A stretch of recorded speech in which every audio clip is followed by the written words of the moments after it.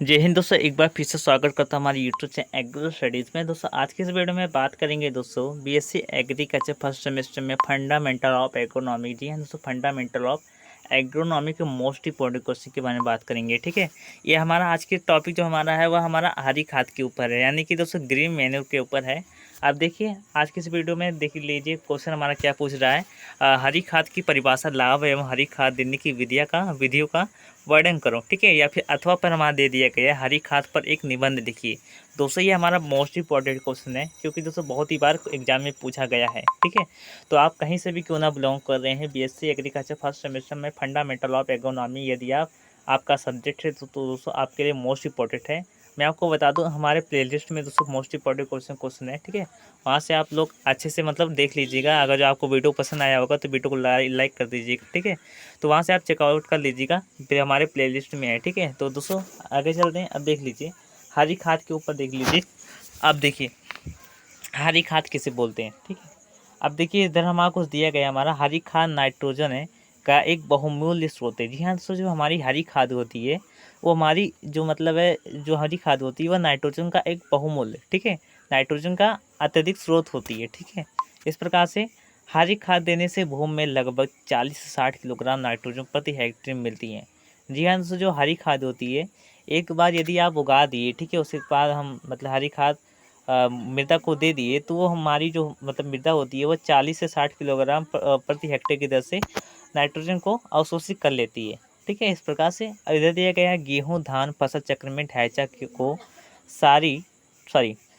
ढैंचा को हरी खाद के रूप में लगाकर जहाँ प्रति हेक्टेयर लगभग 72 से 75 किलोग्राम नाइट्रोजन की धान की खाद के रूप में लगातार, ठीक है, धान की फसल में पूर्ति हो जाती है। दोस्तों मैं आपको बता दूं हरी खाद में वह प्रयोग किया जाता है सनई एवं ढांचा का। ठीक है, सनई एवं ढांचा का प्रयोग किया जाता है हरी खाद के रूप में। ठीक है, तो इस प्रकार से इधर कहने का मतलब यह है कि धान की फसल में यदि हम सनई या फिर ढांचा का प्रयोग कर रहे हैं तो उसमें 72 से 75 किलोग्राम, ठीक है, प्रति हेक्टेयर है जो नाइट्रोजन होती है वह धान अवशोषित कर लेती है। ठीक है, अब इसके बाद दिया गया वहीं साथ साथ में भूमि की भौतिक दशा में सुधार और जीवांश की मात्रा में वृद्धि हो जाती है। जी हाँ दोस्तों, जो हरी खाद होती है उसके प्रयोग से भूमि की भौतिक दशा, जैसे हमारा मृदा का रंग, मृदा गठता, ठीक है, मृदा संरचना आदि जो भौतिक दशाएं होती है वो सुधर जाती है। और साथ ही साथ जीवांश पदार्थ जो होते हैं, ठीक है, जीवांश होते हैं उसमें वृद्धि हो जाती है। लेकिन दुर्भाग्यवश अभी केवल लगभग 63 लाख हेक्टेयर भूमि पर ही हरी खाद प्रयोग की जा रही है। जी हाँ दोस्तों, लगभग अभी मैं आपको बता दूँ कि जो हमारा पूरा विश्व है, ठीक है, उसमें 63 लाख हेक्टेयर भूमि पर ही हरी खाद प्रयोग की जा रही है, जो खेती युक्त भूमि का मात्र 4.5% है। इसे बढ़ाने की काफ़ी संभावना है। ठीक है, इस प्रकार से दिया गया हरी खाद का पूरा लाभ देने के लिए आवश्यक है कि उसमें फास्फेट उर्वरक, ठीक है, फास्फेट उर्वरक लगाया जाए ताकि फसल में जड़ ग्रंथि की संख्या अधिक हो। जी हाँ दोस्तों, जो हरी खाद प्रयोग करते हैं उनमें जो फास्फेट उर्वरक होते हैं उनका हम प्रयोग करें, क्योंकि दोस्तों फास्फेट उर्वरक जो होते हैं वह जड़ों की वृद्धि के लिए आवश्यक होते हैं, जो वायुमंडल में अधिक नाइट्रोजन लेकर इन ग्रंथियों में इसका स्थिरीकरण कर देते हैं। ठीक है, जो फास्फोरस होते हैं, फास्फोरस का काम यही होता है कि वायुमंडल की जो नाइट्रोजन होती है वो जो दलहनी फसलें होती है उनमें स्थिरीकरण कर देना। ठीक है, इस प्रकार से वो फास्फोरस का काम होता है और जड़ों की वृद्धि करना होता है। नाइट्रोजन का काम क्या होता है कि वायुमंडल की नाइट्रोजन को भूमि में स्थिरीकरण कर देना होता है। ठीक है, इस प्रकार से अगला दिया है हरी खाद की फसल की विशेषताएं। अब देखिए मोस्ट इंपॉर्टेंट है, हरी खाद के लिए चुनी जाने वाली फसल में निम्नलिखित विशेषताएं होनी चाहिए। अब इधर दिया गया हमारा फसल की वानस्पतिक वृद्धि होनी चाहिए।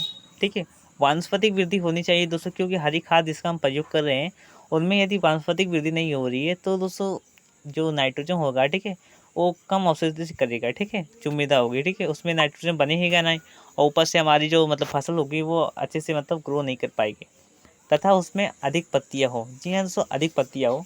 सेकंड पर दिया गया हमारा फसल तेज वृद्धि करने वाली होनी चाहिए। जी हाँ दोस्तों, जो फसल होनी चाहिए, हम जिस भी फसल का चुनाव कर रहे हैं वो तेज वृद्धि करने वाली होनी चाहिए। थर्ड पे दिया गया हमारा फसल कठोर स्वभाव की हो। ठीक है, जो हमारी फसल होती है वह कठोर स्वभाव की होनी चाहिए तथा उसमें प्रतिकूल परिस्थितियों को सहन करने की क्षमता भी होनी चाहिए। ठीक है, चौथा नंबर पर दिया गया हमारा फसल की जल मांग कम हो। जी हाँ दोस्तों, जो फसल होती है वो जल मांग, उसकी जो जल मांग होती है, ठीक है, वो कम होनी चाहिए, ठीक है, और साथ ही साथ उनमें सूखा सहन करने की पर्याप्त शक्ति हो। जी हाँ दोस्तों, जो हम फसल का चुनाव कर रहे हैं उनमें सूखा सहन करने की क्षमता होनी चाहिए, ठीक है। अब देखिए मैं आपको बता दूं जल मांग क्या होता है, तो जल मांग के ऊपर भी अगर वीडियो चाहते हो तो कमेंट कीजिएगा, मैं आपको वीडियो बना दूंगा। 5वें नंबर पर हमारा आता है फसल में खरपतवारों को दबाने की शक्ति होनी चाहिए। जो फसल है उनमें खरपतवारों को दबाने की शक्ति होनी चाहिए, ठीक है, ऐसी फसलों को आप चुनाव कीजिए। 6वां नंबर पर दिया गया है फसल की कई प्रकार से उपयोग, जैसे चारा, रेशा, दाना आदि होता है, ठीक है, आदि होता है, ठीक है, इस प्रकार से। 7वें नंबर पर फसल का उत्पादन व्यय कम होना चाहिए। मैं आपको बता दूं जिस भी फसल का प्रयोग कर रहे हैं उसके उत्पादन में व्यय यानी खर्चा कम होना चाहिए, ठीक है, कम आता हो, ठीक है, उस फसल का आप प्रयोग कीजिए। 8वें नंबर पर फसल की बीज उत्पादन क्षमता अधिक होनी चाहिए। जो फसल की बीज है, ठीक है, उसमें उत्पादन करने की जो क्षमता होती है वो अधिक होती है। जैसे हमारे डॉक्टर नारायण बोरलाग थे, ठीक है, हरित क्रांति के जनक, उन्होंने नॉरिन 10 का प्रयोग किया था, ठीक है, नॉरिन 10 नामक एक जीन था, ठीक है, उसका प्रयोग किया था, और उसी के प्रयोग से दोस्तों सोनारो 63 और सोनारो 64 नामक प्रजाति विकसित की थी, ठीक है, 63 एवं 64 नामक प्रजाति विकसित की थी, जो हरित क्रांति लाने का श्रेय कहलाती है, ठीक है। इस प्रकार से समझ आ गया होगा। अब देखिए 9वें नंबर पर क्या हमारा आता है, फसल भूमि को अधिक मात्रा में जीवांश पदार्थ प्रदान करने वाली होनी चाहिए, ठीक है। 10वें नंबर पर क्या आता है, हमारे हरी खाद की फसल चक्र में सुगमता पूर्वक स्थापित की जा सके। जी हाँ, जो हरी खाद है, ठीक है, हरी खाद की फसल में मतलब फसल चक्र में सुगमता पूर्वक स्थापित की जा सके, ऐसी फसलों का पुनर्चुनाव कीजिए, ठीक है। 11वें नंबर पर भूमि पर फसल का अच्छा अवशेष प्रभाव पड़ता हो, ठीक है, इस प्रकार से। 12वां नंबर फसल में कृषि क्रियाएं कम से कम आवश्यक हो तथा उसकी देखरेख आसान हो। जी हाँ दोस्तों, जो फसल की कृषि क्रियाएं जैसे हमारा निकाई, गुड़ाई, जुताई, ठीक है, वो जो क्रियाएं होती है वो कम से कम हो और उसकी देख रेख में आसान हो, ठीक है, देख रेख में मतलब उसमें जो देख रेख होता है, ठीक है, उसमें आसानी हो, ठीक है, ऐसी ना हो कि मतलब उसमें ज़्यादा देख रेख का मतलब टाइम बीते, ठीक है। 13वें नंबर पर क्या आता है, फसल में वायुमंडलीय नाइट्रोजन को संस्थापित करने तथा उर्वरता में वृद्धि करने का गुण होना चाहिए। फसल में जो वायुमंडलीय नाइट्रोजन होती है, ठीक है, उनमें संस्थापित करने तथा उर्वरता में वृद्धि करने का गुण होना चाहिए, ये हमारा इम्पोर्टेंट है। इसके बाद दोस्तों हमारा क्या दिया गया है, 14वें नंबर पर दिया गया हमारा फसल में रोग, व्याधि तथा कीट पतंगों का प्रकोप कम हो, ठीक है, कम होता हो, इनके प्रति सहिष्णु हो, यानी कि उसके प्रति सहिष्णु हो, यानी कि उसके प्रतिकूल हो, ठीक है, यानी कि उसमें मतलब कीट पतंगे जो होती हैं वह कम लगे, ठीक है, कहने का मतलब यह है कीट पतंगे रोग वोग जो है वो कम लगे। ऐसा ना हो कि ऐसी फसलों का चुनाव कर लें कि कीट पतंगे, ठीक है, रोग वोग इतना ज़्यादा लग जाए कि पूछिए मत, ठीक है, तो ये हमारा नहीं करने का मतलब है, ठीक है, ये हमारा विपरीत है।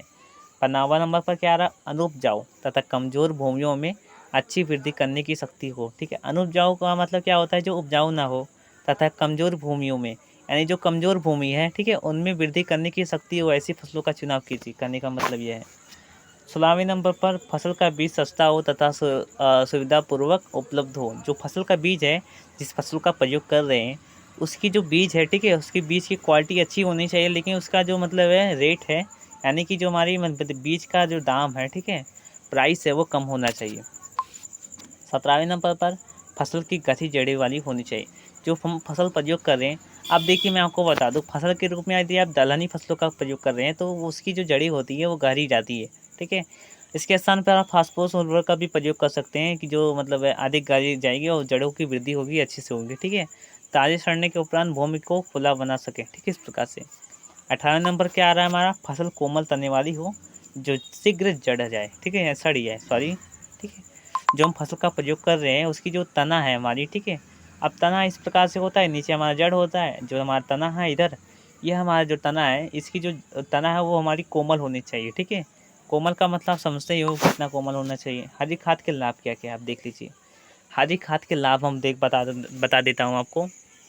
अब इसमें इंग्लिश में बोलते हैं हम एडवांटेज ऑफ ग्रीन मैन्यूअरिंग। ठीक है, मैं आपको बता दूं जो बीएससी एग्रीकल्चर होता है वो इंग्लिश और हिंदी दोनों मीडियम से होता है। ठीक है, तो आपको चॉइस करना होता है कि आप किस रूप में कर रहे हैं। यदि आप इंग्लिश चूज कर रहे हैं, ठीक है, तो आप हिंदी और इंग्लिश दोनों लिख सकते हैं, लेकिन आप हिंदी चॉइस करेंगे तो केवल हिंदी लिख सकते हैं, ना कि इंग्लिश लिखेंगे। ठीक है, यदि आप इंग्लिश लिखते हैं तो आपको जो यूनिवर्सिटी है वो बैक मार देगी। ठीक है, इस प्रकार से आप लोग ध्यान दीजिएगा। अब देखिए लाभ क्या हमारा, लाभ को क्या बोलेंगे, एडवांटेज बोलते हैं। ठीक है, इधर दिया गया हमारा पहला दिया गया पोषक तत्वों में उपलब्धता में वृद्धि होती है, क्योंकि जीवांश पदार्थ के विघटन के कारण जो जीवांश पदार्थ होते हैं, यानी कि जो फसल जो सड़ी आएगी, ठीक है, उसके मतलब अम्ल उत्पन्न होता है। अम्ल के साथ साथ फास्फोरस, पोटास, ठीक है, कैल्शियम, मैग्नीशियम इत्यादि पोषक तत्वों की घुलनशीलता को प्रभावित करते हैं। ठीक है, जो अम्ल होते हैं। सेकंड पर दिया गया हमारा हरी खाद के द्वारा पोषक तत्वों के निक्षरण द्वारा हानि कम हो जाती है। इस प्रकार भूमि के ऊपरी तल पर पोषक तत्वों का संकेंद्र बढ़ता है। इसके बाद देख लीजिए थर्ड नंबर पर क्या दिया गया हमारा, हरी खाद के द्वारा दलहनी फसलों के जड़ ग्रंथियों में निवास करने वाले जीवाणुओं द्वारा नाइट्रोजन की वृद्धि होती है। ठीक है, चौथे नंबर पर क्या, हरी खाद के प्रयोग से मृदा में जीवांश पदार्थों की वृद्धि होती है। जीवांश पदार्थों की वृद्धि तो होगी ही, क्योंकि दोस्तों हरी खाद का प्रयोग कर रहे हैं। हरी खाद में क्या होता है कि जो हरी खाद होते हैं उसमें जीवांश पदार्थों की भी वृद्धि करते हैं और मृदा की जो संरचना होती है, ठीक है, उसमें भी सुधार ला देते हैं। ठीक है, और पोषक तत्वों का भी स्थिरीकरण कर देते हैं। ठीक है, इस प्रकार किया गया पोषक तत्व पदार्थ अधिक स्थायी होता है। ठीक है, इस प्रकार से पांचवें नंबर पर मृदा कटाव की रोकथाम तथा मृदा तल के संरक्षण में सुविधा होती है। इसके बाद छठे नंबर पर भूमि के पोषक तत्वों की मात्रा में वृद्धि होती है। भूमि के जो पोषक तत्व होते हैं उसकी मात्रा में वृद्धि होती है। ठीक है, इस प्रकार से सातवें नंबर पर अन्य प्रकार से पोषक तत्व प्रदान करने की अपेक्षा यह विधि सस्ती है। ठीक है, यानी यह जो विधि है, ठीक है, जो अन्य जो पोषक तत्व होते हैं उनमें यदि हम प्रयोग कर रहे हैं, जैसे हम यूरिया का प्रयोग कर रहे हैं, तो यूरिया का हम खरीदेंगे तो 300 रुपया, 450 रुपया ऐसे हम यूरिया का दाम आता है। इसके स्थान पर यदि हम हरी खाद का प्रयोग करें तो हरी खाद हमारी सस्ती आ जाए, 200 रुपया किलो आ जाता है। ठीक है, तो 1 किलोग्राम के हिसाब से आप जोड़ लीजिएगा कितना दाम हो रहा है। अब ऊपर से अच्छे मतलब सुविधा हो जाएगी, ज़्यादा से ज़्यादा मतलब परेशानी भी नहीं झेलनी पड़ेगी। तो इस प्रकार से ये हमारा फ़ायदा हो जाता है। ठीक है, आठवें नंबर पर फसल उत्पादन में बढ़ोतरी होती है। जो फसल उत्पादन होता है यानी कि क्रॉप प्रोडक्शन जो होता है, ठीक है, उसमें जो मतलब वृद्धि हो जाती है, यानी ग्रो हो जाती है। ठीक है, इस प्रकार से अगला है मृदा की भौतिक संरचना में सुधार होता है। मृदा की भौतिक संरचना में क्या क्या आता है, मृदा का रंग आता है, मृदा गठन आता है, ठीक है, मृदा की संरचना आती है, ठीक है, मृदा रंध्रावकाश आता है, ठीक है, आदि जो आती है, ठीक है, उसमें सुधार हो जाता है। इसके बाद 10वें नंबर पर क्या आता है, खरपतवार यानी बीट्स जो होती है, ठीक है, उसमें नियंत्रण में सुविधा होती है। खरपतवारों के नियंत्रण में सुविधा हो जाती है, क्योंकि हरी खाद के प्रयोग करने से मतलब अच्छे जो मतलब फसलें जो मतलब खरपतवार यानी बीट्स जो उगेंगे उसमें आसानियाँ होगी। ठीक है, उन्हें मतलब नियंत्रण करने के लिए, क्योंकि वो जो बीट्स उगेंगे वो अधिक कमज़ोर होंगे। ठीक है, इस प्रकार से अब कमज़ोर क्यों होंगे ये क्वेश्चन आप पूछेंगे। ठीक है, तो इसका जवाब तो मेरे पास नहीं है भाई साहब, आप लोग ध्यान दीजिएगा। ठीक है, इस प्रकार से अगले अब हमारा आ रहा है हरी खाद के लिए प्रमुख फसलें। हरी खाद के लिए कौन कौन सी प्रमुख फसलें आप देख लीजिए। दलहनी फसलों के अंतर्गत कौन कौन सी फसलें आती है, साई, लोबिया, ढाइचा। मैं आपको बताऊँ सबसे जो बेस्ट है वो हमारा ढाइचा है। ढाइचा का बीज दर क्या है आप लोग कमेंट करके बता दीजिएगा। ढाइचा के बाद सनई हमारी आती है। ठीक है, यानी साई वो ही बोलते हैं सनई। इसका मैं आपको बता दूँ सनई और ढाइचा का, ठीक है, इसलिए आपको मतलब है बॉटनिकल नेम आपको मालूम होना चाहिए। ठीक है, इस प्रकार से बरसीम भी हमारी आती है, ज्वार भी हमारा आता है, सेंजी, मूंग, उड़द, ठीक है, कुल्थी, लोबिया, ढाइचा, साई। ठीक है, इस प्रकार से आदरणीय फसलों में आप देख लीजिए आदरणीय नॉन लेगुम फसल, ठीक है, यानी क्रॉप्स। इस विधि का प्रयोग नाइट्रोजन की बहुमूल्यता वाली भूमियों में किया जाता है। भारतवर्ष में यह विधि अधिक प्रचलित नहीं है, क्योंकि क्योंकि दोस्तों मैं आपको बता दूं भारतवर्ष में जो मतलब किसान भाई जो लोग हैं, ठीक है, वो लोग दलहनी फसलों का चुनाव करते हैं, जैसे सनी और ढाइचा का प्रयोग कर देते हैं, क्योंकि उसका बीज दर भी कम होता है। ठीक है, और साथ ही साथ अच्छा ही अच्छा होता है। इस प्रकार हरी खाद देने के लिए स्थानीय रूप से सुविधा पूर्वक उगाई जा सकने वाली किस्म फसल का प्रयोग किया जा सकता है। इस विधि में भाग का प्रयोग पंजाब में कंदौरा जिला का, मध्य प्रदेश तथा ज्वार, बाजरा एवं मक्का की उत्तर प्रदेश में हरी खाद हेतु किया गया है। ठीक है, इस प्रकार से हरी खाद देने की विधि, हरी खाद की देने की कौन कौन सी विधि है आप देखिए। विभिन्न प्रकार की फसलों को स्थानीय स्थिति और आवश्यकता अनुसार अलग अलग समय पर दबाया जाता है हरी खाद के लिए, ठीक है। अब देखिए हरी खाद के लिए दबाने से पूर्व, ठीक है, दबाने से पूर्व फसल को पाटा लगाकर गिराना आवश्यक होता है, क्योंकि पाटा लगाकर जब गिरा देंगे तो दबाने में सुविधा होगी, ठीक है। यदि आप मतलब पाटा लगाकर नहीं गिरा रहे हैं तो थोड़ा दिक्कत पड़ेगी, क्योंकि अच्छे से मतलब जब आप पाटा लगा देते हैं, ठीक है, तो पाटा लगा देने से जो फसलें होती हैं वह गिर जाती है और टूट फूट जाती हैं। इससे और अच्छा होता है, ठीक है, कहने का मतलब यही है। इसके बाद दबाते समय ध्यान देना चाहिए कि पौधे का अधिक से अधिक भाग मिट्टी से ढक जाए। जी हाँ दोस्तों, यदि मिट्टी में नहीं दब रहा है तो वो जीवांश पदार्थ नहीं बनेगा, जीवांश नहीं बनेगा, ह्यूमस नहीं बनेगा। तो इस प्रकार से पौधों को मतलब जो हमारा मृदा है यानी सॉइल है उसमें पोषक तत्वों का स्थानांतरण नहीं अच्छे से हो पाएगा। इस प्रकार से कहने का मतलब ये है। इसके बाद अधिक से अधिक भाग मिट्टी से ढक जाए, ठीक है। इस प्रकार से इस अवधि में भूमि में पर्याप्त नमी होनी आवश्यक होता है। हमारे देश में हरी खाद हेतु मुख्य रूप से सनई एवं ढांचा का प्रयोग किया जाता है। मैं आपको पहले ही बता चुका हूँ, सनई एवं ढांचा का प्रयोग किया जाता है। ढांचा का अत्यधिक किया जाता है, सनई का कम किया जाता है, क्योंकि सनई से बेस्ट जो हमारा ढांचा है, ठीक है। कहीं कहीं उर्द और मूंग का भी प्रयोग इस कार्य के लिए प्रयोग किया जाता है, ठीक है। हल्के और अच्छे जल निकास वाली भूमियों के लिए ढांचा जेता आदि उपयुक्त रहते हैं। हरी खाद हेतु आवश्यक है परि अधिक तापक्रम, गर्मी और बरसात का मौसम अच्छा होता है। जाड़े के समय में सड़ाव में विलम्ब होता है। सनई, ढैंचा, मक्का, ठीक है, इस प्रकार से हरी खाद के अंतर्गत आती है। सो दोस्तों आज की इस वीडियो में बस इतना ही। तो दोस्तों मैं आशा करता हूँ वीडियो आपको पसंद आया होगा। अब दोस्तों मैं आपको बता दूँ, हमारे प्लेलिस्ट में आपको जाकर, ठीक है, बीएससी एग्रीकल्चर फर्स्ट सेमेस्टर के मोस्ट इंपॉर्टेंट क्वेश्चन है, वहाँ से आप लोग चेकआउट कर लीजिएगा, अच्छे से अच्छे पढ़ लीजिएगा, क्योंकि दोस्तों 6 महीने का अंतर्गत आपको एग्ज़ाम देना होता है और अच्छे से अच्छे मार्क देने होते हैं। मैं आपको बता दूँ, जो एग्रीकल्चर भाइयों जो होते हैं, ठीक है, यदि आप अच्छे से पढ़ाई करेंगे, ठीक है, कुछ नहीं दोस्तों मैं आपको बता दूं, जो हमारा फंडामेंटल ऑफ इकोनॉमी है उसमें दोस्तों कुछ नहीं है। जो हमारा प्रीवियस ईयर में जो आप सभी लोग पढ़ चुके हैं वही सब क्वेश्चन है, ठीक है। चिंता करने की आवश्यकता नहीं है, अच्छे से अच्छे मार्क लाना है, बस यही सोचिए, ठीक है। ना कि मैं आपको बता दूं अच्छे से अच्छे आप पढ़िए। मैं आपको इंट्रोडक्टरी ऑफ बायोलॉजी इससे हमारा हो गया, ठीक है, फंडामेंटल ऑफ जेनेटिक्स हो गया, ठीक है, इस प्रकार से फंडामेंटल एनिमल हस्बेंड्री हो गया, इंट्रोडक्टरी एनिमल हस्बेंड्री, ठीक है। सबसे में जो कठिन हमारा वो हमारा क्या आता है, हमारा जो सबसे कठिन आता है जो इंग्लिश नहीं पढ़े। जी हाँ दोस्तों, जो इंग्लिश नहीं पढ़े उन लोगों को सबसे अधिक ये हमारा इंग्लिश ही आता है, ठीक है। तो इंग्लिश में क्या क्या पढ़ना मैं आपको बता दूंगा, ठीक है, चिंता करने की आवश्यकता नहीं है। इसके बाद रूरल सोशियोलॉजी एंड फिजियोलॉजी आता है, ठीक है। अब रूरल सोशियोलॉजी का मतलब क्या होता है दोस्तों, ग्रामीण समाजशास्त्र होता है। तो ग्रामीण समाजशास्त्र दोस्तों बहुत ही कठिन है, क्योंकि बहुत लोग होते हैं जो मतलब अर्थशास्त्र से पल्ले ही नहीं पड़ता है, ठीक है। तो उन बच्चों को मैं आपको बता दूँ, मोस्ट इंपॉर्टेंट क्वेश्चन बता दूंगा, ठीक है। मैं पहले ही बता दूंगा, बहुत ही बच्चे मतलब है अच्छे से पढ़कर मतलब बहुत ही ज़्यादा हेल्पफुल हो चुके हैं।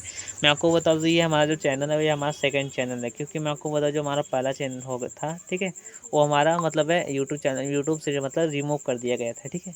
अब उसका नाम क्या था, उसका नाम प्लांट संसार था, ठीक है, वो रिमूव कर दिया गया था, ठीक है।